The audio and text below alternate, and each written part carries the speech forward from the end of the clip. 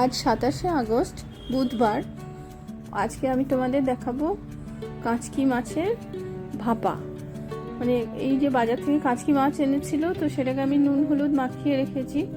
মাছগুলো খুব ছোট ছোট, প্রথমবার নিয়ে এসছে, তো প্রথমবার আমি রাঁধছি, জানি না কি হবে।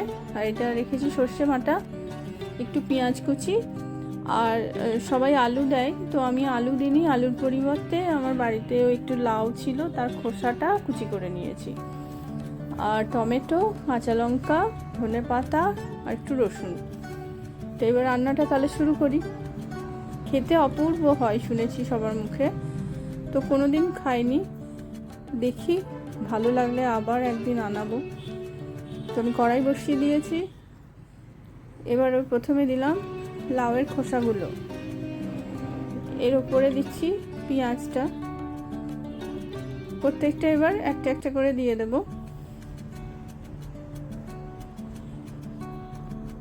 রসুন কুচি,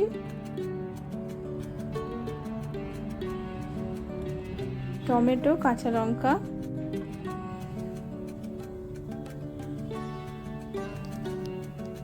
ধনেপাতা,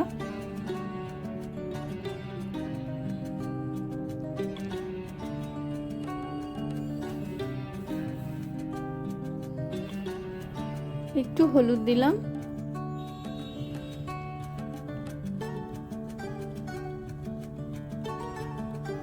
এবার একটু সর্ষে বাটা। সর্ষে বাটা সবাই দেয় না, তো আমি দিচ্ছি, দেখি না কিরকম হয়।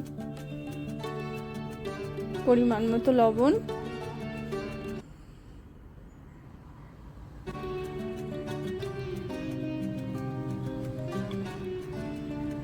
এবার মাছগুলো দিয়ে দিলাম।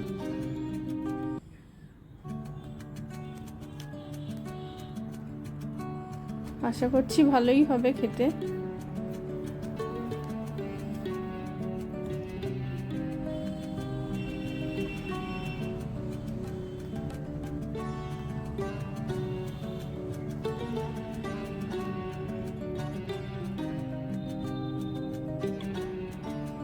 এবার ওপর থেকে দিয়ে দিলাম একটু সর্ষের তেল।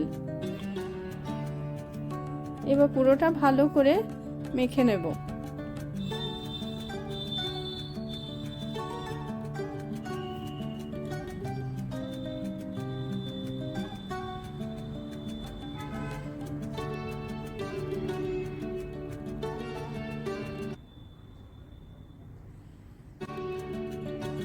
কি সুন্দর মাখা হয়ে গেছে, পুরো দেখে মনে হচ্ছে স্যালাড।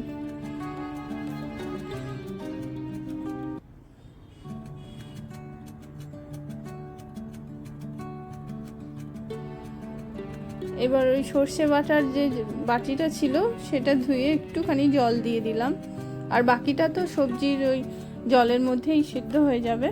তো ঢাকা দিয়ে দিয়েছি। এবার খুলে দেখি কি সুন্দর হয়ে গেছে, আর এত সুন্দর একটা মাছের গন্ধ আসছে না, মানে মাছটারই ভালো গন্ধ।